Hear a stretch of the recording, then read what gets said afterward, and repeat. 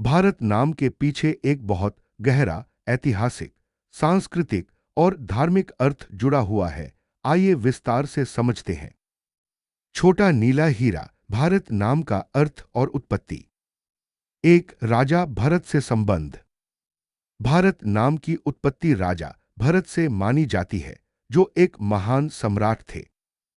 राजा भरत महाभारत के पांडवों और कौरवों के पूर्वज थे। वे दुष्यंत और शकुंतला के पुत्र थे। उनके नाम पर ही इस देश को भारत कहा गया।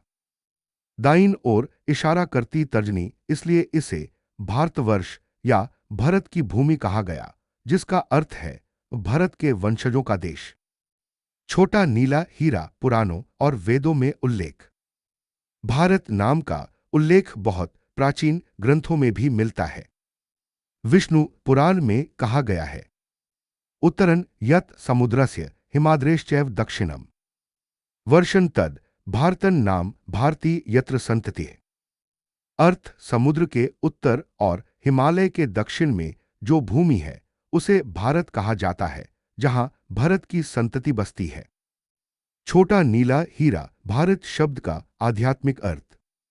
भारत शब्द दो भागों से बना है। भा बराबर प्रकाश, ज्ञान। रत बराबर लगा हुआ, तल्लीन। दाईं ओर इशारा करती तर्जनी, यानी जो ज्ञान और प्रकाश में रत हो वही भारत। इसलिए भारत का अर्थ हुआ ज्ञान में तल्लीन देश।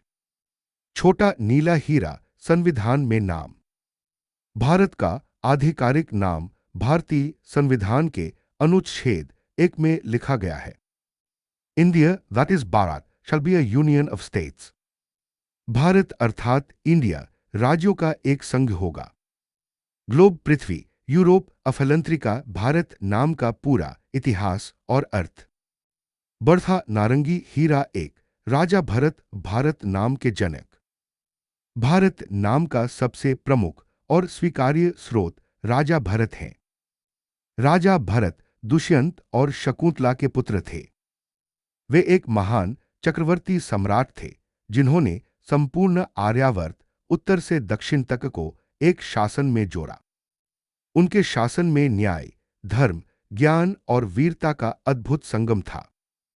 उनके नाम पर इस भूमि को भारतवर्ष कहा गया, अर्थात भरत की भूमि या भरत के वंशजों का देश।